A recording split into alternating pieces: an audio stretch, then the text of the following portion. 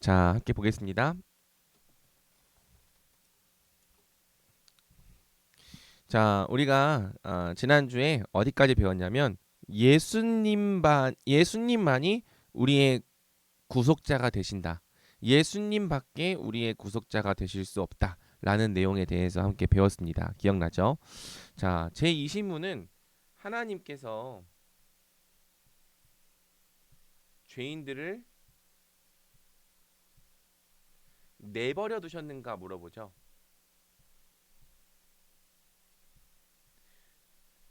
자, 죄인들이 어떤 상태에 빠졌습니까? 하나님의 형상을 잃어버리고 하나님과의 교제를 상실했어요. 하나님을 사랑하려는 마음도 없고 하나님께 돌이키려는 마음도 없고 또 하나님이 어떤 분이신지를 알 수도 없는 이 무감각과 무지의 상태에 빠졌죠. 그리고 복음을 들어도 들을 수 없고 또 보아도 볼 수 없는 이 영적 무지의 상태, 무감각 상태에 빠졌습니다. 이러한 상태에서 하나님께서 만약 사람을 그냥 내버려 두신다면 사람은 결코 스스로 구원 얻을 수가 없을 거예요. 사람은 어, 그냥 그 영적으로 죽은 상태에서 죽을 때까지 하나님의 진노를 쌓다가 결국에는 그 행위에 합당한 심판을 받는 존재로 살아가게 되어 있는 거죠. 그리고 어떠한 이 심판에 관한 말씀과 또 하나님의 어떤 이 진노하심에 관한 말씀을 들을지라도 어, 코웃음 치고 또 우습게 여기며 하나님이 있으면 나와보라 그래. 이런 식으로 하나님을 향해서 교만한 태도를 보이는 사람들의 상태. 이러한 상태에 있는 사람은 결코 스스로 구원받을 수가 없다는 거예요. 사실은 우리가 다 그런 상태였어요. 하나님의 말씀의 가치를 깨닫지 못하고 또 하나님의 진노하심과 또 하나님의 심판을 두려워하지도 않는 자들, 하나님의 크심을 알지 못하는 자들, 그래서 하나님 앞에서 교만하게 행하는 자들이 바로 우리였죠. 하지만 어, 하나님께서 그러한 우리를 내버려 두지 않으시고 먼저 구원하시겠다고 결정하신 겁니다. 성경은 우리가 우리 스스로 우리의 구원을 이룰 수 없지만 하나님께서 먼저 우리를 사랑하셔서 우리에게 구원을 주시기로 결정하셨기 때문에 그래서 이제 우리가 구원받을 수 있다고 말하는 거죠. 그래서 여기서 말하는 것이 뭐냐면 하나님은 택자들을 위해서 은혜 언약으로 들어가셨다.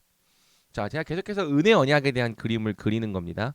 여러분들이 이 그림 하나만 잘 이해하고 나가도 복음에 대한 굉장히 큰 지평을 여는 거라고 할 수 있어요. 하나님이 있고 사람이 있고 사람이 완전한 순종을 조건으로 하여 영생을 받는 언약. 이게 무슨 언약? 행위 언약. 네, 네, 다 노트되어 있지만 대답한 거죠. 행위 언약. 하지만 이 언약에 아담은 실패했기 때문에 은혜 언약은 어떻게 하는 겁니까? 여기에 예수님이 들어오는 거고요.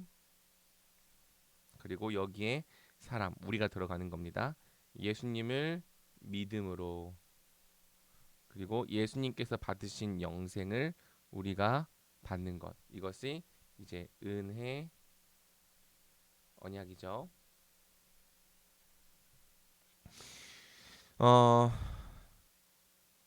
본래 이 영생이라고 하는 것 자체가 하나님께 완전한 순종을 한 사람만이 받을 수 있는 이 상급이라는 것. 그런데 우리가 스스로 이 영생을 얻을 수 없는 죄인의 상태에 빠졌기 때문에 예수님께서 하나님 앞에 완전한 순종을 올려드린 거예요. 거기에다가 속죄, 우리의 죄값까지 다 치르신 거고요. 하나님께 받은 이 영생을 믿음을 통한 그리스도와의 연합을 통해 우리의 것으로 삼아 주시는 거죠. 이것이 이제 은혜 언약의 본질이라고 할 수 있고요. 이것에 대한 내용이 이제 29문부터 구원론을 다룰 때 다뤄지는 겁니다. 예수님과 연합을 통해서 예수님이 받으신 영생이 우리의 영생이 될 때 우리에게 끼쳐지는 구원의 유익이 무엇인가? 그래서 이 은혜 언약 안에는 예수님이 구속자가 되셔서 우리에게 필요한 모든 구원을 사신다. purchase. 구원을 사실 뿐 아니라 우리에게 믿을 것을 요구하시고 또한 믿을 수 있게 하겠다고까지 약속을 하신 거죠. 그래서 이 허물과 죄로 말미암아 죽어 있는 우리가 이 은혜 언약에 의해서 예수님을 알아보고 예수님이 이루신 그 구원을 이해함으로써 믿고 구원받는 것입니다. 우리가 믿는 것까지가 이 은혜 언약의 약속 들어가 있다는 거예요. 그래서 사실은 이 믿음이 하나님께서 우리에게 주신 선물이라고 성경은 말하는 거죠. 분명 믿는 건 내가 믿는 거지만 나의 의지와 나의 감정과 나의 전 인격이 예수님을 믿는 거지만 그 믿음 또한 하나님으로부터 온 것이다라고 성경은 말하는 것입니다. 그리고 예수님은 바로 이 위치에서 이 사역을 이루시기 위해서 참 하나님이자 참 사람이셔야 했던 거죠. 그래서 예수님은 사람의 자격으로서 하나님 앞에서 완전한 순종을 드리고 또 우리의 자격으로서 우리 죄를 대신하여 죽으신 겁니다. 동시에 참 하나님으로서 이 완전한 순종을 행할 때 죄의 권세 영향을 받지 않으셨고 또한 참 하나님으로서 무한한 그 하나님의 보혈의 값을 통해 우리 택자들의 모든 죄값을 속량하신 거죠. 또 참 하나님으로서 부활하신 것이기도 합니다.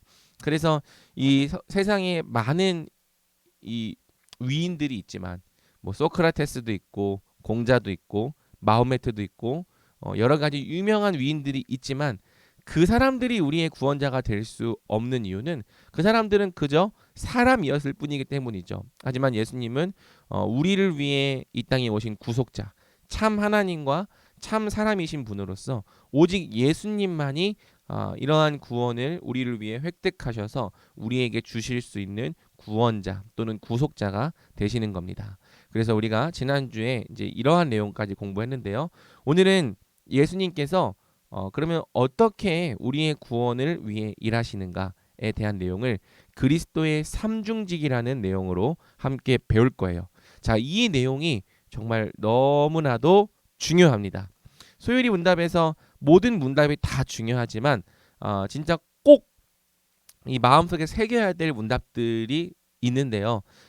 그 중에 하나가 제1문, 사람의 제일된 목적이 무엇인가? 그리고 제4문, 하나님은 어떤 분이신가? 대한 부분들은 우리가 잊지 말고 기억해야 될 부분이고요. 그 다음에 이제 그리스도의 삼중직 또한 우리가 잊지 말고 꼭 마음에 품어서 항상 우리가 믿음으로 고백해야 될 내용이라고 할 수 있습니다. 자, 그러면 그리스도의 삼중직과 두 상태에 대해서 먼저 제23문 개관을 해보겠습니다. 그리스도는 우리의 구속자로서 어떤 직분들을 행하십니까? 우리 이광민 집사님께서 한번 답변해 주시면 감사하겠습니다. 네, 그리스도는 우리의 구속자로서 낮아지심과 높아지심이라는 두 가지 상태에서 선지자, 제사장, 그리고 왕의 직분들을 행하십니다. 네, 감사합니다. 자, 구속자로서 무슨 일을 하시는가? 예수님이 우리의 구원자라는 거 알겠다. 참 하나님과 참 사람으로서 우리의 유일한 구원자가 되실 수 있는 분이라는 거 알겠다. 그러면 예수님은 구속자로서 우리의 구원을 위해 어떤 일들을 행하시는가를 물어보는 거죠. 자, 여기서 이제 이렇게 대답합니다.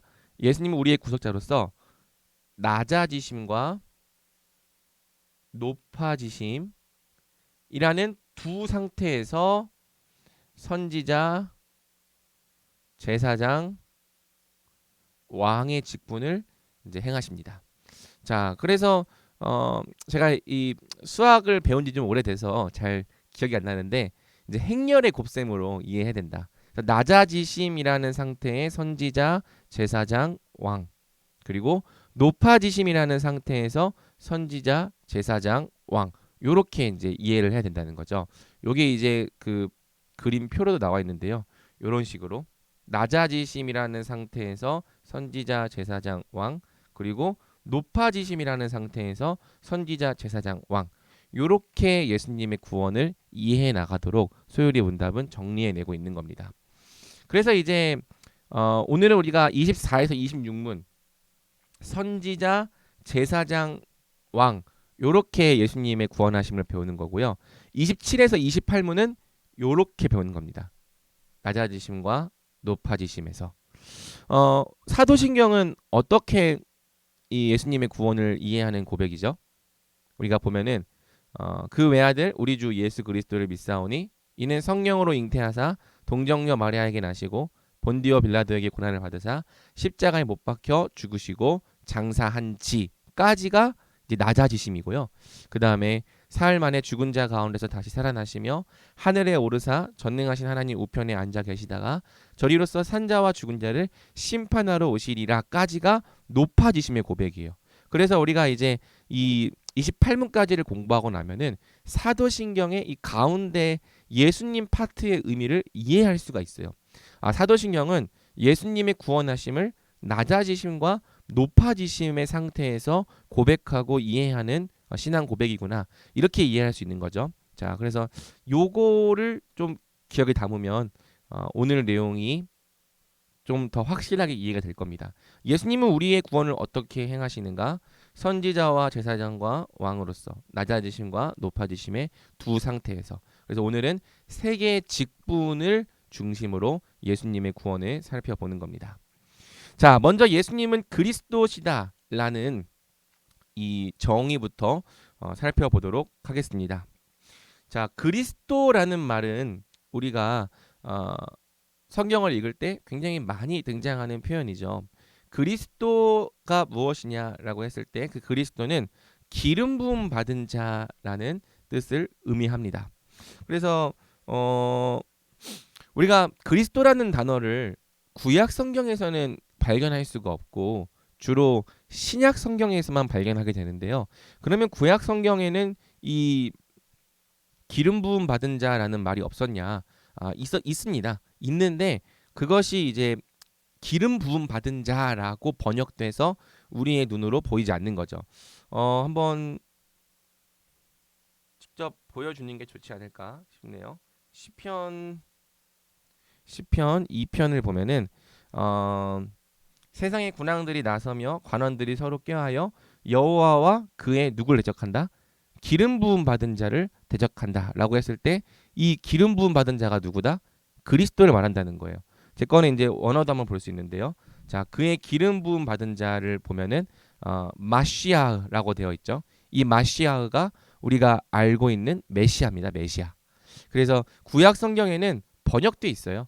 기름 부음 받은 자라고 번역되어 있어서 우리가 메시아라는 단어를 한글 성경에서는 찾아볼 수 없지만 이제 원래 원어 성경에서는 메시아라고 되어 있다는 거죠.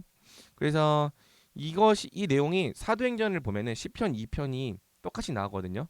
세상의 군왕들이 나서며 관원들이 서로 꾀하여 여호와와 그의 기름 부음 받은 자를 대적하며 이것이 이제 사도행전 4장을 한번 가보겠습니다.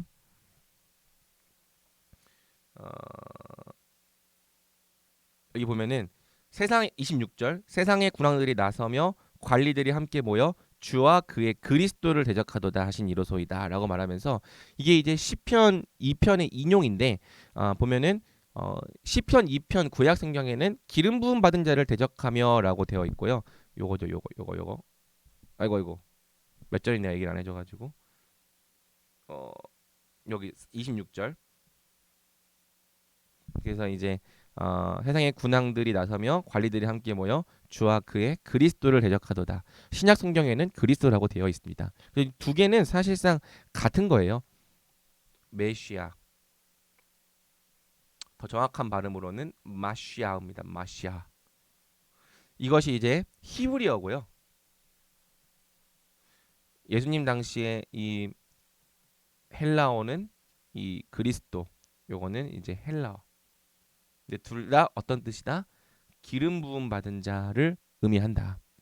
자, 구약 시대에는 세 가지 직분을 가진 자들이 기름 부으심을 받았는데요. 선지자와 제사장과 왕의 직분에 임명되는 사람이 기름 부음을 받았습니다.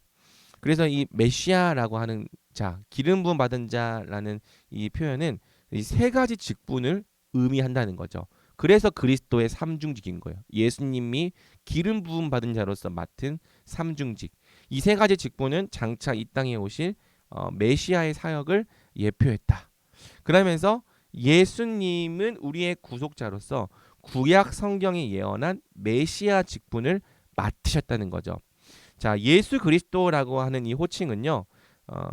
이 뭐 제임스 본드라고 말할 때 뭐 제임스는 이름이고 본드는 성이고 이러한 이 이름과 성처럼 지저스 크라이스트 뭐 이름과 성 요렇게 되어 있는 것이 아니라 어, 예수님께서 선지자 제사장 왕의 직분에 임명된 분이란 뜻이에요.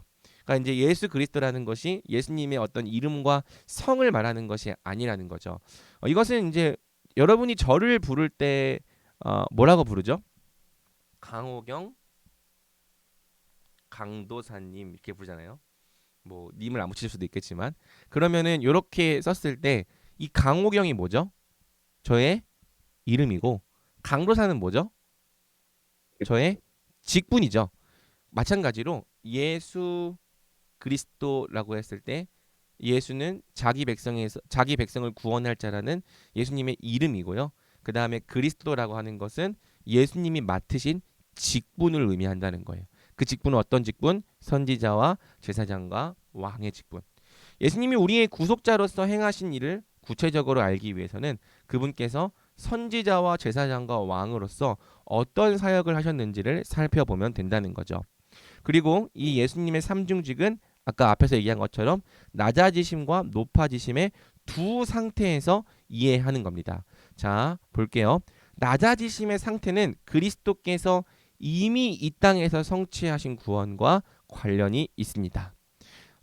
그래서 이 낮아지심이라고 하는 것은 예수님께서 이 장사되기까지 십자가에 못 박혀 죽으시기까지 사람의 몸을 입으시고 또 사람의 몸으로 이 땅을 사시고 십자가에 못 박혀 죽으셔서 장사되는 것까지가 낮아지심인데요. 그리스도께서 이미 이 땅에서 성취하신 구원과 관련이 있다고 보면 됩니다. 반대로 높아지심의 상태는 그리스도께서 지금도 행하고 계신 구원과 관련이 있다고 보면 되는 거죠. 예수님의 구원은 2000년 전에 십자가에 못 박혀 죽고 끝난 것이 아니라 지금도 하나님 보좌 우편에서 이루어지고 있다는 거예요. 우리가 주일에 복음의 기초를 듣고 있는데 예수님의 이 구원하심이 단지 2000년 전에 십자가에 못 박혀 죽고 끝난 것이 아니라 예수님이 하나님 보좌 우편에 앉으셔서 하나님 나라의 주가 되셨죠. 그리고 성령을 보내심으로 이 땅을 통치하시며 자기 백성을 구원하신다는 겁니다. 그래서 이 높아지심의 상태는 예수님이 지금 우리를 위해 뭘 하고 계시는가와 관련이 있는 내용이라는 거예요. 물론 이제 이 각주를 보면 알겠지만은 완벽한 구분법은 아닙니다. 왜냐하면 높아지심은 어디부터가 높아지심이냐면 이 예수님이 부활하신 것부터가 높아지심이죠. 근데 부활을 이 땅에서 하셨습니까? 아니면 하늘에서 하셨습니까? 이 땅에서 했단 말이에요. 그래서 사실 이 부활과 또 하나님 보좌 우편에 앉으심까지는 이미 성취하신 구원에 들어가는 게 엄밀히 말하면 맞아요. 그런데 제가 여러분의 이해를 돕기 위해서 예수님의 구원을 두 가지 영역으로 구분한 겁니다. 낮아지심과 높아지심이라고 하는 것은 이미 이루신 구원 그리고 지금도 행하고 계신 구원. 구원을 이렇게 이해하는 거예요. 그래야 우리가 날마다 예수님을 믿음으로 살 수 있는 거죠. 예수님이 이미 우리를 위해 이루신 구원이 있다. 그리고 지금도 이루고 계시는 구원이 있다. 이 두 구원을 함께 믿어야만 예수님을 믿는 삶이 가능한 겁니다. 어느 한쪽이 빠지면 우리의 믿음은 불완전하게 되는 거죠. 예수님께서 이미 이루신 구원만 믿는다면 그러면 우리는 지금도 예수님 행하고 계신 구원에 대해서는 하나도 신뢰할 수 없겠죠. 예수님께서 우리가 천국에 들어가기 위한 이 죄값을 해결하신 것만 믿고 지금 대학 생활을 하고 있고 또 취업을 해야 되고 직장 생활을 하고 있는 지금 우리의 삶과 관련 있는 이 예수님의 구원을 우리가 알지 못한다면 우리는 그저 천국에 들어가는 자격 하나만 얻었다는 그 구원의 확신 하나만을 가진 채 나머지는 그냥 우리 알아서 해야 하는 삶으로 생각할 거예요. 또 한편으로 이미 이루신 구원을 우리가 믿지 못한다면은 예수님께서 우리에게 가져온 변화에 대해서 우리가 믿지 않겠죠. 그래서 오늘 내가 예수님과 함께하는 이 삶에 대해서는 뭐 기도하고 간구하고 믿고 나아갈지라도 예수님께서 이미 우리를 위해 이루어 놓으신 일들에 대해서는 우리가 신뢰할 수 없고 믿지 못하고 그것을 사용할 수 없는 이 불신의 상태에 빠지게 되는 겁니다. 그래서 우리가 예수님을 온전히 믿고 온전히 따라가기 위해서는 예수님이 이미 행하신 구원도 잘 믿어야 되고 지금도 보좌 우편에서 우리를 위해 행하고 계신 구원도 잘 믿어야 하는 거죠. 이처럼 우리는 예수님의 구원을 이해할 때 낮아지심의 상태에서 이미 성취하신 구원과 높아지심의 상태에서 지금도 행하고 계신 구원 둘 다를 알아야 하는 겁니다. 자, 그러면 우리 이제 이 표는 한번 여러분들이 읽어보시고요. 한 직분씩 살펴보며 나아가 보겠습니다. 제 24문 보겠습니다. 그리스도의 선지자 직분. 그리스도는 어떻게 선지자의 직분을 행하십니까? 우리 란 자매가 한번 읽어주세요. 그리스도는 자신의 말씀과 영으로 우리의 구원을 위한 하나님의 뜻을 우리에게 나타내심으로 선지자의 직분을 행하십니다. 네, 감사합니다. 선지자 직분이 하는 역할이 뭐다? 우리의 구원을 위한 하나님의 뜻을 우리에게 나타내심으로. 이게 선지자 직분으로서 예수님이 하시는 일이고요. 그런데 두 가지 방법으로 하죠. 말씀과 영. 이 말씀이 낮아지심 그리고 이 영이 높아지심의 상태에서 예수님이 선지자의 직분을 행하시는 방식입니다. 자, 한번 보겠습니다. 선지자의 직분, the office of a prophet. 선지자의 직분의 핵심은 하나님이 주시는 말씀을 맡아서 그대로 선포하는 것입니다. 구약 성경을 보면은 선지자들이 굉장히 많이 등장하는데요. 그 선지자들이 하는 역할의 핵심이 뭐냐면 바로 하나님이 주시는 말씀을 맡아서 그대로 선포하는 것이죠. 자, 특별히 이 선지자들이 행하는 이 중요한 사명 중에 하나가 뭐냐면 예언하는 거예요. 예언. 그런데 여러분 예언이라고 하면은 여러분은 어떤 의미가 떠올라요? 미래의 일들을 미리 내다보고 말하는 그 말. 그것이 이제 예언의 정의로 우리는 더 쉽게 다가오죠. 하지만 성경의 예언은 두 가지 의미가 담겨 있습니다. 바로 미리 예와 맡길 예를 다 포함한다는 건데요. 사실 이 한자는 같아요. 같은 한자인데 이 예언이라고 했을 때 이 예자에 두 개의 의미가 있어요. 미리 예자. 이제 이것은 앞날을 미리 얘기하는 그 예를 말하는 거죠. 그다음에 맡길 예자. 이 예자가 어디에 쓰이냐면은 예금할 때, 은행에 예금하다라고 할 때 그 예자가 맡길 예자예요. 그래서 맡겨진 말씀을 전한다라고 할 때의 예언이라는 말도 있는 겁니다. 그래서 선지자들은 앞날을 예언하는 이 미리 예의 개념으로 예언을 행하기도 하지만 하나님께서 맡기신 말씀을 전하는 이 맡길 예의 예언을 행했다는 거죠. 그리고 사실 선지자들의 이 예언의 핵심은 미래에 있는 것이 아니라 현재에 있는 거예요. 현재. 너희가 이렇게 회개하지 않으면 하나님께서 너희를 심판하실 것이다. 이게 예언인 거예요. 그렇기 때문에 너희는 오늘 회개하고 하나님 앞에서 너희 죄를 자복해야 된다. 초점이 오늘에 있다는 거죠. 그래서 이 구약의 선지자의 모든 말씀들에는 이 선지자들의 예언이 담겨 있는데 그 예언의 초점이 바로 오늘 하나님을 믿고 오늘 하나님께 회개하게 나아오게 하는 것. 오늘의 초점이 맞춰져 있었다는 거고요. 그러면서 미래에 대한 내용도 포함되어 있었죠. 장차 하나님께서 너희를 위해서 이러한 언약을 맺으실 거다.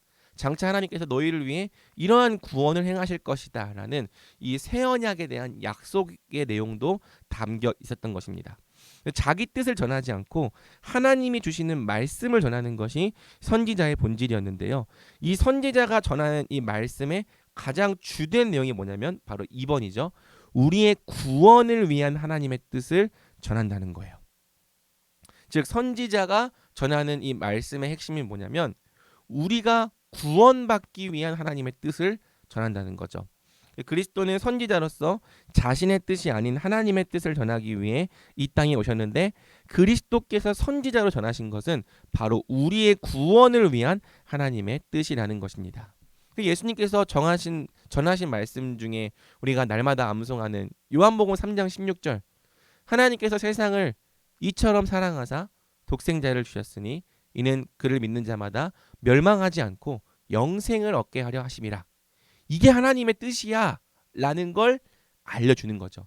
하나님의 뜻은 너희의 멸망이 아니라 구원이야. 하나님이 너희를 이처럼 사랑하셔서 너희를 위해 독생자를 주셨어. 이는 그를 믿는 자마다 멸망하지 않고 하나님과 영원히 사귀는 영생을 얻게 하려 하심이야. 그러니 너희가 나를 믿고 구원받아야 돼. 이 뜻을 전했다는 거예요. 예수님은 선지자로서 우리의 구원을 위한, 우리가 하나님 앞에서 구원받는 삶을 살아가기 위한 하나님의 뜻을 전한 거죠. 자, 이것을 어떻게 전하신다? 말씀과 영을 통해서. 말씀은 낮아지심의 상태, 영은 높아지심의 상태. 예수님은 이 땅에 계시는 동안에 말씀으로 하나님의 뜻을 나타내셨죠. 예수님께서 선지자로서 하신 말씀은 주로 복음서에 기록되어 있습니다. 그리고 예수님은 최고의 선지자로서 구약 성경과 율법의 본질적 의미를 해석해 주셨고요. 또 그분을 통해 성취될 새 언약과 하나님 나라에 대해 가르쳐 주셨습니다. 그리고 사실은 사도들이 기록한 이 신약 성경의 나머지 부분들도 예수님의 말씀에서 확장된 내용이라고 할 수 있죠. 그러므로 신약 성경에 기록된 모든 말씀은 다 예수님의 말씀인 거예요. 그리스도께서 말씀으로 선지자 직분을 행하신 것은 객관적인 사역이라고 할 수 있습니다. 객관적이라는 것은 우리가 뭐 믿든지 안 믿든지, 우리가 보든지 보지 않든지 상관없이 그 자리에 있다는 거예요. 우리가 성경을 보든 보지 않든 성경에 있는 것처럼 예수님께서 이미 우리 구원을 위한 하나님의 뜻을 말씀을 통해서 우리에게 계시해 주신 거죠. 그러므로 우리는 이 말씀을 통해서 예수님께서 우리를 위해 알리신 하나님의 뜻을 알 수 있는 것입니다. 그런데 자, 괄호 2번, 예수님은 말씀을 통해서 그분의 이 뜻을 알리실 뿐 아니라 성령을 통해서 선지자의 직분을 계속하신다는 거죠. 그리스도께서 보내신 성령은 신자들 안에 내주하시며 예수님이 가르치시고 말씀하신 모든 것을 생각나게 하신다. 예수님께서 이 요한복음을 보면은 성령에 대해서 말씀하시면서 진리의 영이라고 말씀하세요. 내가 가고 나면은 보혜사 성령이 너희에게 올 텐데 그 성령이 오면 내가 너희에게 가르친 모든 것을 생각나게 하시리라. 너희에게 이 성령이 임하면 너희가 내 말을 이해하고 내 말을 믿고 내 말을 생각하게 될 것이다 라고 약속을 해주신 거죠. 그리스도께서 성령으로 선지자 직분을 행하시는 것은 주관적인 사역이라고 할 수 있습니다. 즉 이것은 우리에게 직접적으로 관계되는 일이라는 거예요. 예수님의 선지자 직분을 어떻게 행하시는가? 이 말씀과 성령, 이 두 가지의 방편을 통해서 선지자 직분을 행하시는 거죠. 기록된 말씀, 그리고 이 말씀을 이해하고 깨닫게 하시는 이 성령, 이 두 가지를 통하여서 우리에게 하나님의 구원의 뜻을 알려주신다는 거예요. 그러므로 우리가 예수님의 이 선지자 직분을 힘입을 수 있는 방법은 바로 말씀과 성령 두 가지인 거죠. 이것은 예수님의 통치와도 관련된 부분입니다. 예수님께서 자기 백성을 어떻게 통치하시느냐? 말씀과 성령으로 통치하시죠. 그리고 하나님의 뜻을 어떻게 알리시느냐? 말씀과 성령을 통해 알리신다는 거예요. 그래서 많은 사람들이 내가 하나님의 뜻을 알고 싶다. 하나님의 뜻이 무엇인지 안다면 내가 하나님의 뜻대로 행할 건데 하나님의 뜻이 무엇인지 잘 몰라서 못 행하겠다. 이렇게 말하는 사람들이 있죠. 하지만 우리는 성령을 통해서 하나님의 뜻을 아는 방법은 오직 이 말씀과 성령 외에 없다는 것을 알아야 하는 겁니다. 정말 예수님의 뜻을 알고 싶은가? 우리 구원을 위한 예수님의 뜻이 무엇인지를 알고 싶은가? 그렇다면 우리는 기록된 말씀을 읽으면서 동시에 이 말씀을 통해 우리에게 알려주시는 성령의 도우심을 힘입어야 하는 거죠. 지금도 이 성령을 예수님께서 우리를 위해 보내주고 계신다는 거예요. 그리고 보좌 우편에서 성령을 통해 예수님의 말씀을 가르쳐 주시고 또 생각나게 하여 주시고 깨닫게 하여 주신 거죠. 이 사역이 있기 때문에 우리가 예수님의 말씀을 믿고 이해하고 구원받을 수 있는 겁니다.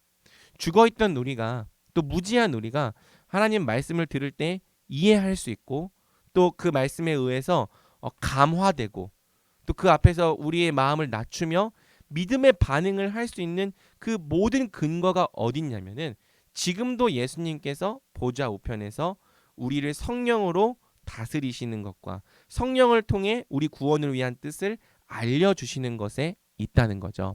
그래서 여러분들이 이 하나님의 뜻을 알게 되는 건 이것이 내가 내 힘으로 안 것이 아니라 예수님께서 성령을 통해 알려주신 거구나. 우리는 그렇게 이해해야 되는 거예요. 그 다음에 말씀을 통해 이 예수님의 뜻이 잘 이해가 되지 않는다? 그러면 어떻게 해야 됩니까? 계속해서 말씀을 보고 읽으면서 우리에게 가르쳐 주시고 알려주시는 성령님의 이 도우심을 힘입고 의지해야 하는 것이죠. 우리가 이 예수님의 선지자 직분을 의지하며 살아간다는 것은 바로 이런 뜻인 겁니다. 날마다 말씀과 성령을 통해 우리에게 구원의 뜻을 가르치시고 알려주시고 붙들게 하시는 이 예수님의 선지자의 직분을 의지하는 거죠. 그 직분을 의지할 때 우리가 이 땅에서 하나님의 뜻이 무엇인지를 분별하고 또 이해하며 순종하는 삶을 살아가게 되는 겁니다. 그래서 예수님 믿을 때 예수님의 선지자 되심을 믿어라.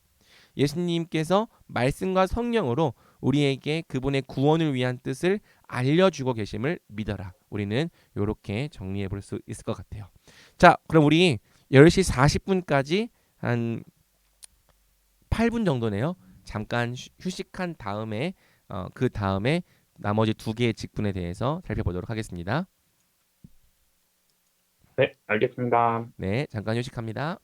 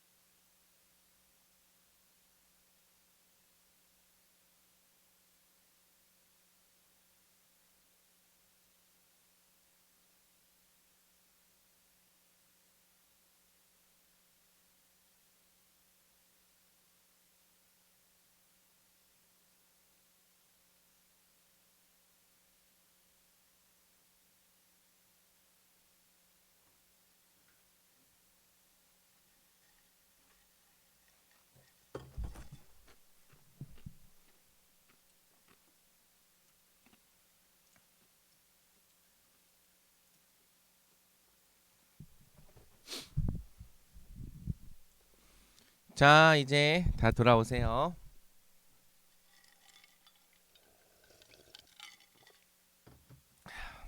하진이 어디야? 저 지금 학교입니다. 시험 끝났어? 아, 저 올해는 휴학했어요. 휴학했는데 그래도 기숙사에 계속 사는 거야? 아니요. 그, 지금, 뭐지? 자취하고 있고, 음. 지금은 그 과 세미나실에 있습니다. 이거 강의 들으려고 학교까지 왔구나. 그 열심을 네. 응원합니다. 멋져요. 자, 이제 그러면 우리 나머지 두 가지 직분에 대해 살펴볼 텐데요. 제가 25문을 질문하면 우리 하진이가 답변해 주세요. 그리스도는 어떻게 제사장의 직분을 행하십니까? 그리스도는 신적인 공의를 만족시키고 우리를 하나님과 화해시키시려고 자신을 희생물로 단번에 들으심으로써 그리고 우리를 위하여 계속하여 간구하심으로써 제사장의 직분을 행하십니다. 자, 신적인 공의를 만족시키고 우리를 하나님과 화해시키려고 자신을 희생물로 단번에 들이심으로써, 그러니까 여기까지가 이제 낮아지심의 상태에서 행하신 구원. 그 다음에 우리를 위하여 계속해서 간구하심으로써, 이것은 보좌 우편에서 높아지심으로 예수님께서 행하신 구원. 이렇게 좀 구분해 볼 수 있을 것 같습니다. 제사장의 직분, the office of a priest. 제사장 직분의 핵심은 제사와 기도로서 백성들을 위해 중보하는 것이었다. 이 중보라고 하는 표현이 어, 성경에서 이제 간혹 등장하고 또 우리가 교회에서 간혹 사용하는 말인데, 중보라는 말 사실 잘 안 쓰는 말이죠. 일상생활에서는 조금 어려운 단어인데, 메디에이터라는 영어를 보면은 조금 이 어떤 의미인지 좀 감이 오나요? 이 메디에이터, 미디아, 이거 이런 것 자체가 뭔가 이 중간에서 매개체가 된다라는 이런 뜻을 갖고 있잖아요. 그러니까 예수님께서 우리의 중보자가 된다라는 것은 하나님과 우리를 연결하는 이 중간의 역할을 감당하신다. 이렇게 좀 이해하면 좋을 것 같아요. 이게 이제 중보라는 거예요. 하나님, 그러니까 우리가 하나님께 나아갈 수 있도록 또 연결하고, 하나님께서 우리에게 은혜를 베풀 수 있도록 이 하나님과 우리 사이를 매개하고 또 연결하는 이 사역을 감당하시는 것을 우리는 중보라고 말할 수 있는 거죠. 그래서 이제 우리가 흔히 중보기도라는 말을 쓰는데, 이 중보기도라는 말 여러분도 쓰나요? 어, 이 중보기도라는 말이 사실 우리 총회에서는 쓰지 않기로 결의한 말이에요. 왜냐하면 이 하나님과 우리 사이를 연결하는 이 중보의 사역은 예수님만이 하실 수 있는 일이거든요. 그런데 이제 이 중보기도라는 말이 마치 하나님과 다른 사람을 연결하는 것 역할을 이제 우리가 한다라는 말로 오해가 될 수 있어서 이제 중보기도라고 하지 말고 뭐 도고기도라고 한다든지, 도고라고 하는 것은 디모데전서 2장에 나오는 표현인데, 사실 이 도고라는 말 우리가 일상에서 안 쓰는 말이라서 아무도 도고기도라는 말을 쓰는 걸 내가 본 적이 없어요. 아니면 그냥 다른 사람을 위한 기도, 요렇게 말하자, 이제 요렇게 결의가 된 상태인데, 그래도 보니까 이제까지 사람들이 중보 기도라고 말해온 이 습관이 있어서 그냥 다 중보 기도라고 하더라고요. 근데 여러분들이 이제 중보 기도라고 하더라도 그것이 이제 하나님과 그 사람 사이에 어, 중보가 되는 역할을 우리가 한다라는 그런 개념으로 이해해서는 안 되고, 그냥 다른 사람을 위한 기도라는 표현으로 이렇게 사용하면 좋을 것 같습니다. 왜 그러냐면은 영어에서는 사실 표현이 같아요. 인터세션이라고 하거든요. 중보기도라는 표현, 인터세션. 그래서 인터세션이 이제 예수님의 중보 기도를 의미하기도 하고 또 다른 사람을 위한 기도를 의미하기도 해서 그냥 이제 번역이 될 때 중보 기도 이렇게 넘어왔던 것 같아요. 하지만 사실 이 중보 기도는 예수님만이 할 수 있는 기도고 우리가 하는 기도는 아니라는 거. 우리가 중보 기도라고 하는 표현을 사용하더라도 그것을 예수님과 동급으로 생각해서는 안 되고 그냥 다만 다른 사람들을 위해서 간구하는 기도 이렇게 생각해 보면 좋을 것 같습니다. 중보라고 하는 것은 하나님과 인간 사이를 화목케 하고 화평을 가져오게 하는 일. 그래서 하나님이 우리를 사랑하실 수 있도록 우리가 하나님께 나아갈 수 있도록 중간에 매개의 역할을 하는 건데 이 역할을 구약 성경에서 누가 담당했다? 제사장이 담당했다는 거예요. 제사장 직분의 핵심은 뭐냐면 백성들이 하나님께 나아갈 수 있도록 중보의 역할을 하는 거죠. 제사장의 직무는 주로 하나님께 예물과 속죄하는 제사를 드리는 것이었고요. 또 레위기 9장 22절을 보면은 제사장들이 신자들을 위한 중보 기도를 감당하기도 했습니다. 예수님은 이 제사장 직분을 맡았는데요. 어떻게 맡으셨냐면 신적인 공의를 만족시키고 우리를 하나님과 화해시키려고. 자, 의로운 행위에는 상급을, 범죄에는 형벌을 내리시는 것이 하나님의 공의입니다. 죄를 반드시 처벌하셔야 되는 것이 하나님의 공의죠. 그런데 하나님께서 우리를 받아주시려면은 이 공의가 시행되지 않고서는 죄인인 우리를 하나님께서 받으실 수가 없는 거예요. 그래서 이제 하나님은 이 예수님을 통해 죄인들을 반드시 벌하셔야 하는 신적인 공의가 만족되게 하신 거죠. 그리고 예수님이 공의의 심판을 받으심으로써 우리는 하나님과 화해가 되는 이러한 구원의 길을 여신 겁니다. 누굴 통해? 예수님을 통해서. 구약의 모든 제사는 희생 제물의 대속적 죽음으로 하나님의 공의가 만족될 것을 예표했어요. 그러니까 구약에서도 제사를 드렸는데요. 이 제사의 이 목적이 뭐냐면 바로 예수님의 이 대속적 죽음을 미리 보여주는 예표였다는 거죠. 내가 하나님 앞에 나아가 하나님과 화목하기 위해서는 나 대신에 내가 가져온 어떤 흠없는 짐승이 찢기고 피를 흘려서 죽어야 되는 거예요. 그 동물이 나 대신에 찢기고 피 흘려 죽는 그 모습을 보면서 원래는 죄인인 내가 저렇게 찢기고 피 흘리고 죽어야 되는 거구나라는 걸 보는 거고요. 나 대신에 저 짐승이 하나님 앞에서 찢기고 죽임당하고 피 흘렸기 때문에 나는 하나님 앞에서 받아들여진다라는 것을 보고 믿는 것이 구약의 제사였다는 거죠. 그래서 이 구약의 제사는 뭐였냐? 예수님께서 치르실 이 제사를 미리 보여주는 모형이었다는 것입니다. 히브리서를 보면은 이 해마다 드리는 이 짐승으로 드리는 번제가 실제로 죄인들의 죄를 용서하는 것은 아니었다는 거예요. 즉 그 제사 자체가 효력이 있는 것이 아니라 제사를 보며 예수님을 믿은 거죠. 그래서 하나님은 예수님의 이 중보의 효력으로 제사를 통해 하나님께 나오는 자들의 죄를 용서해 주신 겁니다. 간혹 그런 질문도 받아요. 구약 백성들은 어떻게 구원받았나요? 근데 구약 백성들도 예수님을 믿고 구원받았어요.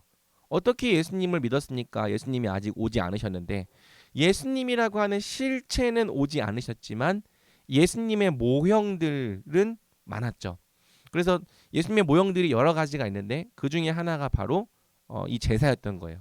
그래서 이 제사를 통해서 나 대신에 속죄 제물이 피를 흘리고 죽는 모습을 보며 내가 죄를 용서받았다라고 하는 것을 믿는 자는 하나님의 약속을 믿는 거죠. 그걸 믿는 자는 예수님을 믿은 자로 하나님께서 인정해 주신 거죠. 그러면서 똑같이 구약 백성들도 예수님을 믿음으로 죄를 용서받고 구원받았다고 말할 수 있는 겁니다. 자, 그런데 예수님은 자신을 희생물로 단번에 드리셨죠. 구약의 제사장들은 자기 자신을 드리진 않았어요. 이 제사를 드리는 사람들이 가져온 제물을 바치었는데 그리스도는 구약의 제사장과 다르게 자기 자신을 희생 제물로 바치신 겁니다. 그래서 예수님은 제사장이기도 하면서 또한 흠없는 제물이 되신 분이라고도 할 수 있죠. 영원하신 그리스도는 자신을 대속의 제물로서 영원한 제사를 단번에 드리셨습니다. 그리스도께서 단번에 많은 사람의 죄를 담당하셨으므로 이제 더 이상 희생 제물과 제사가 필요하지 않게 되었고요. 다만 우리는 그리스도께서 완성하신 영원한 제사를 믿음을 통해 우리의 것으로 누리게 되었다고 성경은 말합니다. 그러니까 구약 백성들은 해마다 이 짐승을 잡아 죽이는 이 모형의 제사를 통해 하나님 앞에 나아갔지만 이제 예수님께서 자신의 몸으로 영원한 제사를 완성하신 후에는 더 이상 피 흘리는 희생 제사가 필요하지 않다는 거예요. 대신에 예수님께서 우리를 위해 이미 그 제사를 완성하셨음을 믿고 그 믿음을 통하여서 예수님께서 우리를 위해 치르신 그 대속의 값을 우리의 것으로 누린다는 거죠. 자, 히브리서 10장 10절에서 14절 한번 읽어볼게요. 이 뜻을 따라 예수 그리스도의 몸을 단번에 들이심으로 말미암아 우리가 거룩함을 얻었노라. 제사장마다 매일 서서 섬기며 자주 같은 제사를 드리되 이 제사는 언제나 죄를 없게 하지 못하거니와 오직 그리스도는 죄를 위하여 한 영원한 제사를 드리시고 하나님 우편에 앉으사 그 후에 자기 원수들을 자기 발등상이 되게 하실 때까지 기다리시나니 그가 거룩하게 된 자들을 한 번의 제사로 영원히 온전하게 하셨느니라. 그래서 이제 이 예수님께서 한 번의 제사로 우리를 영원히 온전케 하셨기 때문에 더 이상의 제사가 필요하지 않고 우리는 예수님께서 이미 이루신 그 제사를 다만 믿음으로 누리게 된 것입니다. 그리고 예수님께서 자신의 몸을 희생물로 드려 하나님의 신적인 공의를 만족시키신 결과 하나님은 우리를 받아주신 거죠. 본래 하나님은 죄 안에 있는 우리를 보시면서 진노하셨어요. 우리를 보시며 진노하시고 또 우리의 원수가 되셔서 우리를 심판하시려 하셨습니다. 하지만 예수님께서 그분의 이 희생 제사를 통해 이 하나님의 신적 공의를 만족시키신 결과 더 이상 하나님은 우리를 죄와 사망 아래에 있는 하나님의 원수로 보지 않으시고 그분의 사랑받는 자녀로 여겨주시게 되었다는 거죠. 이것이 이제 예수님께서 이 땅에서 낮아지심을 통해 이루신 구원이라고 할 수 있는 겁니다. 자, 그러면 예수님께서 이 이루신 구원이 이 땅에서 끝났는가? 그렇지 않죠. 지금도 보좌 우편에서 높아지심의 상태에서 행하고 계신 구원이 있습니다. 어떤 구원입니까? 바로 우리를 위하여 계속 간구하심으로써 여기 나오죠. 인터세션. 이게 이제 중보기도라는 거예요. 승천하셔서 하나님 우편에 앉으신 그리스도는 여전히 영원한 대제사장으로 계십니다. 그래서 예수님이 하나님 보좌 우편에 앉아 계신 것은 그분이 왕으로서 앉아 계신 것이기도 하지만 동시에 제사장으로서 앉아 계신 것이기도 하죠. 영원한 대제사장은 우리와 똑같이 모든 일에 시험을 받으신 분으로서 우리의 연약함을 동정하시고 공감하신다. 그러니까 예수님은 사람의 몸을 입고 이 땅을 사셨기 때문에 사람이 얼마나 연약한 존재인지 얼마나 죄의 영향을 받기에 쉬운 존재인지를 충분히 이해하시고 공감하시고 동정하신다는 거예요. 그래서 영원하신 대제사장은 그분께서 행하신 속죄 사역의 근거에서 하나님 앞에서 우리의 죄를 변호해 주신다는 거죠. 자, 마귀가 하는 역할이 뭐냐면 우리를 정죄하는 겁니다. 이 욥기 1장 2장을 보면은 하나님께서 천상 회의를 여는데 욥을 받느냐? 욥처럼 의로운 사람이 없다라고 말하니까 사탄이 등장해서 뭐라고 말하죠? 욥이 까닭 없이 하나님을 섬기는 것이겠습니까? 하나님이 주시는 어떤 그 복 때문에 하나님 섬기는 거 아니겠습니까? 이런 식으로 정죄하고 고소를 하는 거예요. 이 사탄의 이 신약의 이름이 디아볼로스인데 이게 마귀라고 번역되는 디아볼로스는 고소하는 자란 뜻이에요. 늘 마귀는 우리를 정죄하고 너는 죄인이야. 너는 하나님 앞에 받아들여질 자격이 없는 죄인이야. 정죄하고 고소하는 일을 하는 것이 이제 이 마귀죠. 마귀가 우리에게 이 정죄를 속삭일 뿐 아니라 하나님 앞에서도 쟤는 죄인입니다. 쟤는 죄를 지었습니다. 쟤는 하나님의 사랑을 받을 자격이 없는 죄인입니다라고 하나님 앞에서 늘 고소한다는 거예요. 그런데 이제 예수님께서는 사탄이 하나님 앞에서 우리를 고소할 때마다 그분께서 행하신 이 속죄 사역의 근거에서 우리의 죄를 변호해 주신다는 거죠. 아버지, 제가 저 자의, 저 딸의, 저 아들의 죄를 나의 피로 다 치르지 않았습니까? 내가 다 그들의 피를 그들의 내 피를 통하여서 그들의 죄값을 감당하지 않았습니까? 더 이상 저자에게는 정죄함이 없습니다. 아버지께서는 더 이상 저자에게는 어떠한 심판과 진노도 없습니다. 이렇게 우리의 죄를 변호해 주신다는 거예요. 언제나 하나님께서 우리를 사랑의 눈으로 바라보실 수 있도록 우리의 죄를 변호해 주시고 우리의 연약함을 동정해 주시는 이 중보 사역을 예수님께서 지금도 천상에서 계속해서 행하고 계신다는 거죠. 그래서 여러분, 이 계속적인 중보의 유익이 있는데요. 첫 번째, 우리의 죄로 물든 기도는 모두 그리스도의 죽음과 중보 덕에 하나님께 전달된다. 우리가 하나님 앞에 온전한 기도를 드릴 수가 없습니다. 우리의 모든 기도는 우리의 욕심에 오염되어 있고 우리의 죄로 말미암아 물들어 있어요. 그래서 사실 우리의 기도는 하나님 앞에 상달될 만한 가치가 없는 기도입니다.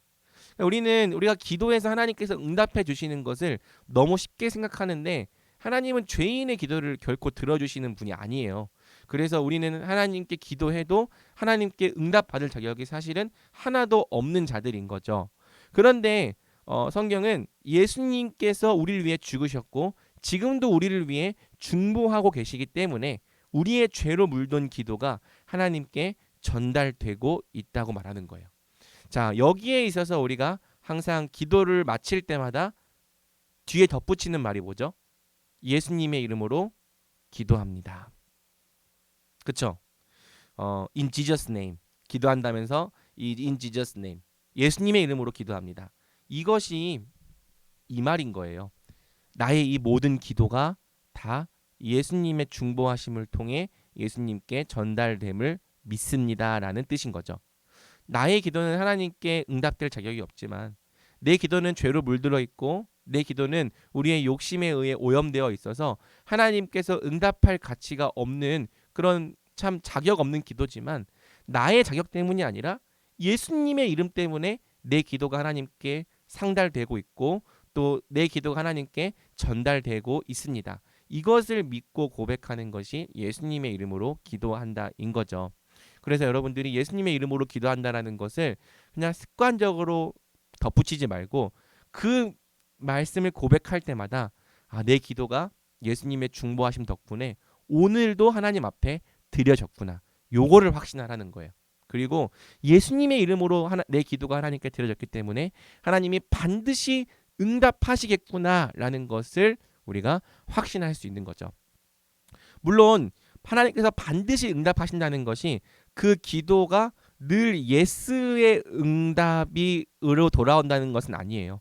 하나님은 우리의 기도에 응답하시되 yes, no, wait로 세 가지로 응답하시는 분이죠. 그런데 no라고 말하는 것도 응답이에요. 그거 안 돼 말하는 것도 하나님께서 응답하시는 거고 기다려 라고 말하는 것도 응답인 거죠. 사실 제가 우리 하임이 하랑이한테 자주 하는 말인데 아빠 이거 깎아주세요. 안 돼. 저녁 먹고 먹어. no, wait. 같은 말이죠. 그럼 저녁을 다 먹으면 줄 거예요. 어쨌든 달라고 했으니까 준단 말이죠. 그리고 뭐 아빠 이거 사탕 먹고 싶어요. 안 돼. 이썩어. 이것이 너에게 유익하지 않기 때문에 내가 너한테 주지 않는다. 라는 표현이기도 한 거죠. 그러니까 예수님의 이 중보 덕분에 우리의 기도가 하나님께 드려지고 있고 하나님께 항상 상달되고 있으며 항상 하나님께 응답되고 있는 것입니다. 이것을 믿을 때 우리는 기도를 즐거워할 수 있을 거예요.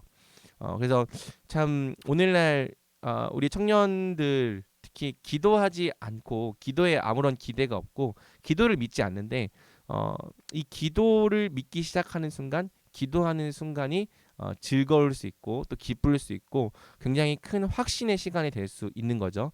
한번 이제 앞으로 기도할 때마다 예수님의 이름으로 기도한다고 할 때 예수님의 중보를 믿는다는 그러한 의미로 기도해 보길 바랍니다. 여러분들의 기도가 훨씬 더 확신 있게 다가오는 은혜를 누릴 수 있을 거예요. 그 다음에 이제 2번 그리스도의 중보 덕분에 신자는 죄를 지어도 거기에 완전히 물들지 않고 죄를 기뻐하지도 않으며 죄를 회개하여 더 나은 자가 되려고 노력하게 된다. 자, 그 예수님께서 보여준 중보 기도 중에 하나가 뭐냐면 어 베드로가 이 예수님을 주와 그리스도를 고백한 다음에 예수님이 자기가 심판을 받고 심판이 아니죠. 자기가 낮아져서 죽어야 될 걸 말하니까 베드로가 어떻게 말하죠? 어, 이 그런 일이 일어나면 안 된다라고 말하니까 예수님께서 사탄아 물러가라 라고 말하면서 베드로 보고 사탄이라고 이렇게 심한 말을 좀 하셨는데 아무튼 이 베드로가 뭐라고 말했냐면은 사람들은 다 예수님을 버릴지라도 자기는 예수님을 버리지 않을 거라고 이렇게 얘기를 하니까 예수님께서 네가 닭이 두 번 울기 전에 나를 세 번 부인할 거다라고 말씀하시죠. 그러면서 사탄이 너를 밀가부르듯 하려 했지만 네가 너를 위해서 내가 기도했다라고 예수님께서 말씀하시는 거예요. 그러니까 사탄이 너를 마음대로 가지고 놀려고 했지만 그렇게 행하지 못하도록 내가 너를 위해 기도했고 사탄이 너를 건들지 못하도록 내가 기도를 통해 너를 보호했다라고 말하는 거죠. 이 기도 덕분에 베드로가 비록 범죄했음에도 불구하고 돌아와 회개하여 결국에는 끝까지 예수님의 사명을 감당하는 이 사도로서의 삶을 살 수 있었던 거죠. 그리스도의 중보 기도가 있다는 거예요. 그래서 신자는 죄를 지어도 그 죄에 완전히 물들지는 않는다는 거죠. 그러니까 우리가 본성적으로 죄를 사랑하고 죄 가운데 거하기를 기뻐하고 죄를 편안하게 느끼는데 예수님께서 우리를 위해 계속 기도하고 계시기 때문에 우리가 죄에 완전히 물들 수가 없고 죄를 기뻐할 수도 없고 도리어 죄를 회개하여서 더 나은 자가 되려고 노력하게 된다는 겁니다. 우리가 끊임없이 죄에서 벗어나 죄에 완전히 빠지지 않고 죄를 회개하여 하나님께 돌아올 수 있게 되는 이 모든 은혜도 다 예수님이 지금 우리를 위해 기도하고 계시기 때문이라는 거죠. 여러분 예수님이 여러분을 위해서 기도하고 계심을 믿습니까? 나를 위해서는 아무도 기도하는 사람이 없어. 아니에요. 예수님께서 여러분을 위해서 항상 중보하고 계신다. 우리는 이걸 믿는 거예요. 그 기도가 있기 때문에 내가 죄에 빠져 넘어졌을 때라도 다시 돌아와서 하나님을 향해 자라가는 자가 될 수 있다. 이것이 예수님의 중보하심을 믿는 신자의 믿음인 거죠. 그다음에 3번 뿐만 아니라 신자의 부족한 선행이 하나님께 기쁘게 받아들여지는 것도 모두 그리스도의 중보 덕분이다. 우리가 말씀을 통해서 우리가 우리의 율법의 행위로 하나님께 의롭다 하심을 얻을 수 없다고 저번에 배웠죠. 그래서 이제 이건 저번에 이제 이광민 지사님께서 질문했던 내용이기도 해요. 우리의 어떠한 행위로도 하나님께 의롭게 여겨질 수가 없다. 하나님의 모든 율법을 항상 다 지켜 행하는 것이 하나님께서 우리의 행위를 받으시는 근거인데 예수님 없이 우리의 힘으로 우리가 선행을 한다고 해서 하나님께 의롭게 여겨질 수가 없다는 거죠. 하지만 신자는 그렇지 않습니다. 신자의 선행은 여전히 부족해요. 우리가 하나님을 위해서 한다고 하는 그 모든 선행과 모든 순종이 여전히 부족하고 그 자체로는 하나님께 받아들여질 만한 자격이 없어요. 하지만 하나님은 신자, 그분의 자녀들이 행하는 순종과 선행을 기쁘게 받아주시는데 왜 그 부족한 선행을 기쁘게 받아주시느냐? 바로 우리의 이 부족한 선행에 그리스도의 중보가 있기 때문이라는 거죠. 그래서 예수님께서 우리의 그 부족한 선행을 위해 중보해 주시기 때문에 우리의 이 흠 많고 부족한 순종과 선행도 하나님께서 가장 온전한 선행으로 가장 기뻐하시는 선행으로 받아주신다는 겁니다. 그래서 구원받기 전에 우리가 행했던 어떠한 행위도 하나님을 기쁘게 하는 행위가 될 수 없지만 구원받은 이후에 우리가 예수님을 의지해서 행하는 모든 실천과 순종과 선행은 하나님께서 기뻐 받으시는 선행이 되는 거죠. 이 모든 것이 다 예수님께서 우리 보좌 우편에서 우리를 중보하실 때 우리에게 임하는 중보의 유익인 것입니다. 자, 그리스도의 왕직분을 보는 것으로 마치겠습니다. 그리스도는 어떻게 왕의 직분을 행하십니까? 우리 하진이가 답변해 주세요.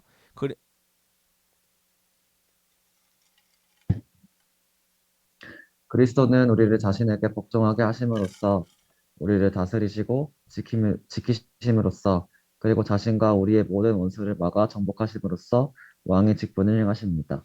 네, 감사합니다. 우리를 자신에게 복종하게 하심으로써 우리를 다스리시고 지키심으로써 자신과 우리의 모든 원수를 막아 정복하심으로써 왕의 직분을 행하십니다. 이것은 주의 직분이라고 할 수도 있겠죠. 사실 이 26문은 다 높아지심과 관련된 내용이에요. 왜냐하면은 예수님께서 하나님 나라의 주가 되신 것은 낮아지시고 부활하셔서 하나님 보좌 우편에 앉으신 이후 펼쳐진 구원이기 때문입니다. 그렇다고 낮아지심의 상태에서 예수님께서 행하신 왕의 직분이 없으신가? 있어요. 아까 그 표를 한번 보면요. 복음서를 보면은 귀신을 쫓으시고 질병을 고치시고 천국의 법을 선포하신 것이 낮아지심의 상태에서 보여주신 왕직분. 근데 이것은 매우 작게 모형적으로 보여준 이 왕직분이라 할 수 있죠. 그러니까 이제 복음서를 보면은 어떤 장면이 많이 나오냐면 예수님께서 귀신을 내쫓으시고 병든 자들의 병을 고쳐주시는 것을 볼 수 있는데 이 귀신이라고 하는 것은 어둠의 권세 그리고 질병이라고 하는 것은 사망의 권세. 이 두 권세는 모두 사탄의 나라가 가진 권세죠. 그런데 예수님께서 오셔서 말씀하시고 선포하시면 이 귀신이 쫓겨나고 또 질병도 쫓겨나는 거예요. 이것이 뭘 보여주는 거냐면은 예수님께서 하나님 나라의 권세로 말씀하시고 선포하실 때 이 귀신과 질병의 권세가 굴복하고 쫓겨나가며 예수님의 말씀에 복종하게 되는 이 예수님의 왕 직분을 보여주는 거죠. 우리 지영자매님 오늘 일 갔다 온다고 했는데 또 걸어가면서 감사합니다. 늦게라도 와줘서 너무 감사해요. 그래서 이제 이 복음서에서 예수님이 질병을 고치시고 천국의 법을 선포하시고 귀신을 내쫓으시는 이 모든 이 모습들이 왕 직분을 모형으로 보여준 이 작게 보여준 직분이라 할 수 있겠고요. 실제로 예수님의 왕 직분은 예수님께서 하나님 보좌 우편에 앉으신 이후에 아주 능력 있게 시행이 되는 겁니다. 그래서 우리가 이 말씀을 지지난주와 지지지난주에 복음의 기초를 통해서 살펴보았죠. 예수님께서 하나님 보좌 우편에 앉으셨다. 그리고 성령을 보내심으로 모든 백성을 통치하신다. 자, 왕의 직분, the office of a king. 왕 직분의 핵심은 하나님 나라의 백성들을 통치하고 보호하는 겁니다. 두 가지가 다 들어가요. 다스리는 것과 보호하는 것. 그래서 왕은 자기 백성을 다스리시는 역할도 하는 거고요. 그 다음에 원수들로부터 보호하는 역할도 하는 거예요. 구약 성경의 이스라엘은 장차 도래할 하나님 나라의 모형이었고요. 각각의 왕들은 참된 왕으로 오실 메시아를 예표했습니다. 구약의 모든 왕들은 다 기름 부으심 받음으로 세워졌어요. 그래서 그 왕들은 앞으로 오실 이 진정한 왕 예수 그리스도를 예표하는 예표였다는 거죠. 보면은 이제 이스라엘이 어떤 왕이 세워지냐에 따라서 되게 크게 영향을 받아요. 다윗처럼 하나님을 전심으로 따르는 왕 아래 있으면 그 왕 아래에서 구원과 복을 누리고요. 하나님을 믿지 않고 우상을 섬기는 왕 아래 있으면 나라 전체가 우상 숭배와 죄를 행하는 그런 나라가 되는 거죠. 그러면서 이 구약 성경의 역사는 자기 백성을 영원히 하나님의 뜻대로 다스려줄 영원한 왕, 진정한 왕이 필요하다라는 것을 보여주는 거예요. 그러면서 그 진정한 왕, 영원한 왕이 어떤 분으로 오시냐라고 물어볼 때 그분은 다윗의 자손으로 올 거야라고 말하는 책이 바로 구약 성경인 거죠. 다윗의 자손이 와서 자기 백성을 다스릴 거야. 다윗과 같은 왕이 와서 자기 백성을 영원히 통치하고 영원히 하나님의 뜻대로 다스리시며 영원히 원수들로부터 보호할 거야 라는 약속이 이 구약의 선지서들에 계속해서 등장하고 있는 겁니다. 그러면서 예수님이 바로 이 다윗의 자손으로서 이 땅에 진정한 왕으로 오신 거고요. 예수님께서 이 땅에 오셨기 때문에 이 세상을 초월한 하나님 나라가 이 땅에 함께 도래한 거죠. 그래서 예수님이 오셔서 이 하나님 나라가 함께 와 있는 현재 이때는요. 사탄의 왕국과 하나님의 왕국이 함께 공존하는 시대라고 할 수 있습니다. 사탄의 나라도 남아 있고 예수님께서 오셨기 때문에 시작된 하나님의 왕국도 함께 존재하고 있는 거고요. 이러한 기간을 종말의 기간이라고 부르는 거예요. 사탄의 왕국과 하나님의 왕국이 함께 공존하고 있는 기간, 그리고 사탄의 왕국이 멸망해 가는 기간이 바로 종말의 기간인 거죠. 종말의 기간 동안 하나님의 왕국은 점점 흥왕하지만 사탄의 왕국은 점점 쇠퇴한다. 그리고 예수 그리스도의 재림과 함께 사탄의 왕국은 완전히 멸망하고 하나님의 왕국은 완성된다.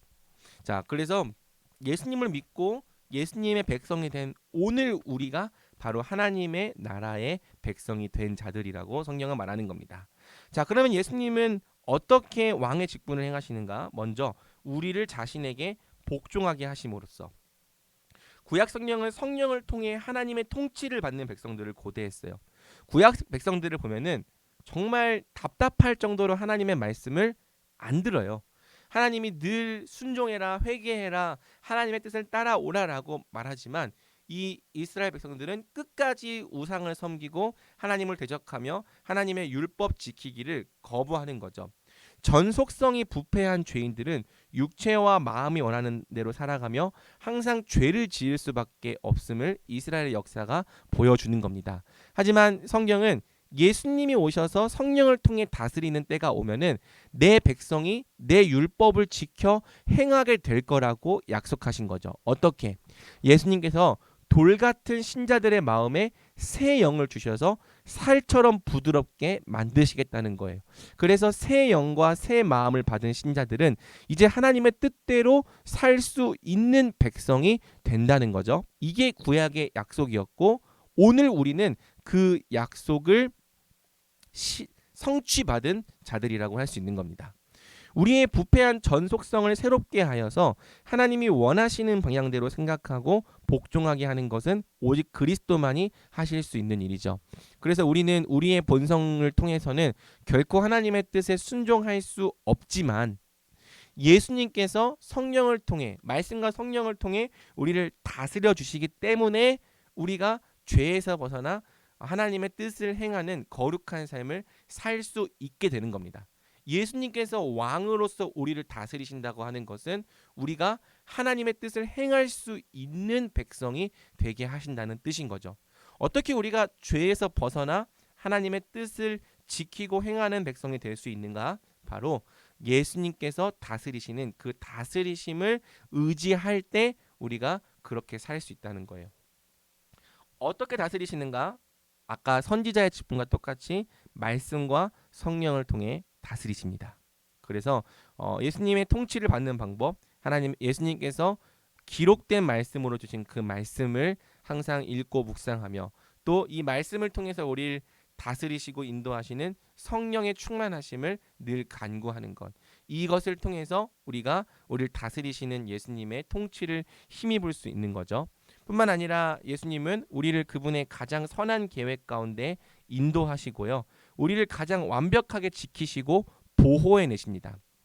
이는 신자의 삶에 고난이 없다는 의미가 아니라 우리가 영생의 믿음을 지킬 수 있도록 끝까지 견디고 인내하게 하신다는 의미예요. 그러니까 예수님은 자기에게 주신 하나님의 백성을 단 한 사람도 잃어버리지 않는다는 거죠. 완벽하게 지키시고 완벽하게 보호하신다. 이것은 우리의 삶에 고난이 없다는 뜻이 아니라 우리가 끝까지 영생의 믿음을 지켜낼 수 있도록 견디고 인내하게 하시며 또한 시험을 이기게 하신다는 뜻입니다. 예수님의 통치는 그분께서 친히 머리가 되시고 그의 몸으로 삼아주신 교회를 통해 이 땅에 드러납니다. 그래서 예수님께서 왕되어서 다스리시는 이 하나님 나라의 공동체는 바로 교회를 통해 드러나는 거고요. 이 예수님의 통치가 있기 때문에 우리가 날마다 점점 더 거룩해지고 그분을 닮은 장성한 분량까지 자라갈 수 있는 거죠. 그 다음에 자신과 우리의 모든 원수를 막아 이기심으로써 예수님은 교회를 넘어 온 세상을 통치하시는 온 세상의 주가 되셨습니다. 그래서 교회를 향해서는 교회를 다스리시고 구원하시는 은혜의 통치를 행하시고 또 원수들을 향해서는 원수를 막아 승리케 하시는 권능의 통치를 행하시는 거죠. 예수님께서 원수들에 대한 이 승리의 근거는 바로 십자가에서 이루신 모든 것이라고 할 수 있습니다. 예수님께서 이미 십자가에서 사탄의 머리를 깨트리셨기 때문에 이 어둠과 사망의 권세를 물리치셨기 때문에 그 십자가에서 이루신 모든 구원을 근거로 지금도 보좌 우편에서 원수들을 막아 승리케 하고 있는 거죠. 그래서 사탄의 왕국은 항상 그리스도와 그의 백성들을 대적하지만 원수를 막아 승리케 하시는 그리스도의 통치가 있다. 여러분 우리가 이 땅을 살아가면서 왜 힘들어요? 이 땅에 여전히 사탄의 왕국이 남아 있기 때문이죠. 사탄의 왕국 속에 하나님 나라가 마치 침투하듯이 들어와 있기 때문이죠. 그래서 우리는 사탄이 다스리는 이 사탄의 왕국의 이 끔찍한 죄의 결과물을 날마다 맛보며 살아가요. 그러면서 이 우리를 대적하는 이 세상의 수많은 어려움과 또 고난과 환난을 경험하게 되는 거죠. 사탄의 왕국은 항상 그리스도와 그의 백성들을 대적합니다. 하지만 우리는 무엇을 믿냐면 원수를 막아 우리를 승리케 하는 예수 그리스도의 통치가 있다. 이는 교회가 어떤 상황에서도 낙심하거나 좌절하지 않을 수 있는 이유인 거고요. 이 예수님의 통치로 말미암아 왕 대신 예수님의 통치로 말미암아 사탄의 나라는 점점 멸망하고 하나님 나라는 계속해서 흥왕하며 완성을 향해 달려나가고 있는 것을 우리는 믿을 수 있는 것입니다. 자, 그래서 결론 및 적용을 우리가 한번 읽고 오늘 모임을 마치려고 하는데요. 우리 1번을 한번 이광민 지사님께 읽어주시겠어요? 네. 예수 그리스도의 구원은 2000년 전에 모두 끝난 것이 아니라 현재에도 지속적으로 우리에게 영향을 미치고 있는 구원이다. 그러므로 우리는 그리스도께서 낮아지심과 높아지심의 상태에서 삼중직으로 우리에게 행하시는 구원에 대해 자세히 알아야 한다. 그리스도께서 우리를 위하여 무엇을 행하셨고 이미 성취하신 구원, 또 무엇을 행하고 계시는지 지금도 행하시는 구원을 분명히 알 때에만 그 구원에 우리 인생을 기대고 의지할 수 있기 때문이다. 그리스도의 삼중직 사역은 우리 믿음의 본질적인 내용이며 그 내용을 알면 알수록 우리의 믿음은 더욱 분명하고 확고해진다. 그러므로 그리스도의 삼중직에 대한 지식은 스스로 충분히 알 뿐만 아니라 다른 사람에게도 가르칠 수 있을 정도로 철저히 공부하도록 하자. 그리고 공부한 내용을 우리의 삶 속에 적용하며 날마다 그 구원을 의지하며 살아갈 수 있도록 하자. 네, 아멘. 자, 아멘. 삼중직 이 두 개 이걸 알자. 이미 행하신 구원과 지금 행하고 계신 구원 이걸 알면 알수록 우리 믿음이 견고해진다. 우리 믿음의 내용은 예수님의 삼중직 사역이다. 예수님을 믿는다고 말하는 것은 예수님의 삼중직 사역을 믿는다는 거 고백하는 거예요. 그래서 이거를 스스로도 충분히 알 뿐 아니라 다른 사람에게도 가르칠 수 있을 만큼 공부하라고 도전하고 싶어요. 그래서 누군가 예수님 우리 어떻게 구원하시는데 잠깐 앉아볼래? 예수님은 이 예수님이 그리스도라고 하는 것은 선지자와 제사장과 왕의 직분을 맡으셨다는 뜻인데 예수님은 이 선지자와 제사장과 왕의 직분으로 이미 우리를 구원하셨고 지금도 우리를 구원하고 계셔라고 충분히 말할 수 있을 만큼 여러분이 분명히 이해하라는 거예요. 그 정도 이해하지 못하면 우린 이 예수님에 대한 믿음을 사용할 수가 없어요. 우리 하진이도 베이스를 치지만 저도 기타를 치거든요. 근데 이 기타를 연습할 때 스케일이라고 하는 걸 배워요. 하진이 스케일 뭔지 알지? 그래서 예, 도레미파솔라시도 도시라솔파미레 도시라솔파미레도 이거를 이제 배우는데 이거를 하는 이유가 뭐냐면은 이제 기타 솔로를 치기 위해서 하는 거예요. 그런데 이 스케일이라고 하는 것이 정말 반복해서 안 보고도 칠 수 있을 만큼 치지 못하면은 연주 때 솔로를 칠 수가 없어요. 우리 하진이 베이스 솔로 좀 치나?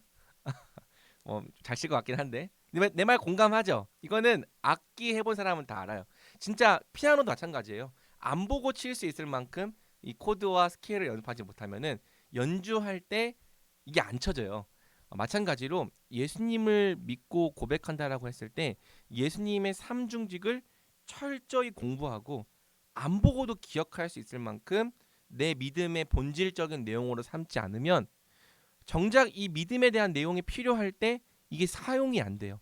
그래서 여러분들이 정말 이 예수님을 믿는 믿음을 내 삶 속에서 사용할 수 있으려면은 이걸 정말 철저히 공부해라. 정말 이 지금 우리가 배우고 있는 이 소요리 문답 전체의 내용들이 그냥 그렇구나 하고 넘어가는 정도로 끝나는 것이 아니라 내 믿음의 내용이 되고 내 삶의 내용이 될 때까지 좀 철저히 공부하면 좋겠어요. 사실 그래서 이걸 시험도 봐야 되는데 암송도 시키고 그래야 되는데 우리가 또 성장반에서 그렇게까지 하면 또 너무 힘들어할 것 같아서 제가 좀 절제하긴 합니다. 하지만 그래도 제 마음은 여러분들이 열심히 하면 좋겠어요. 제가 지금 이제 이 주일 성장반에서 김영일 형제라고 있는데 신천지에서 7년을 있다가 나왔대요. 근데 신천지는 월화수목금토 일주일에 6일 동안 하루에 3시간씩 그 공부를 하거든요. 그리고 그걸 7개월 동안 훈련을 받은 다음에 마지막에 시험을 보는데 백지 한 장을 준대요. 백지 한 장을 주고 그 백지 한 장에다가 자기가 배운 내용을 다 쓰는 거예요. 그리고 그거를 다 써야 신천지에 들어갈 수 있고 수료를 할 수 있다고 하더라고요. 근데 이 잘못된 이 이단의 교리를 그렇게 그냥 다 외워서 쓸 만큼 외워도 거기에 완전히 매여 살아가는데, 우리가 하나님의 진리를 아는 것을 정말 백지에다가 다 적을 수 있을 만큼 충분히 알고 공부한다면 우리가 얼마나 능력 있게 살 수 있을지 사실 좀 재고해야 될 부분인 거죠. 그러니까 항상 이 신천지를 보면은 너무 내가 부끄러워. 내가 너무 조금 가르친다. 그래서 영일 형제가 와서 이제 주일 그 성장반 지금 심화 수료를 하고 있거든요. 책도 다 읽어서 요약해서 보내고 있는데 신천지에 비해서는 너무 느슨하다고 말하는데 좀 부끄럽습니다. 우리가 사실 이 1시간 반 듣는 거 힘들다고 느낄 수 있는데 사실 이 정도는 해야 된다. 이것보다 더 해야 된다라고 말하고 싶고요. 충분히 알자. 그리스도의 삼중직에 대해서 충분히 알자. 제가 너무 사설이 길었죠. 우리 2번 한번 란 자매가 읽어줄래요?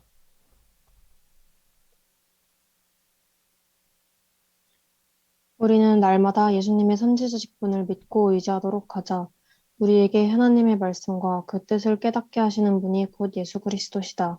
그분께서 성령으로 우리를 깨닫게 하지 않으시면 우리는 하나님에 대해 아무것도 알 수 없고 또한 우리 구원에 대한 하나님의 뜻도 알 수 없다.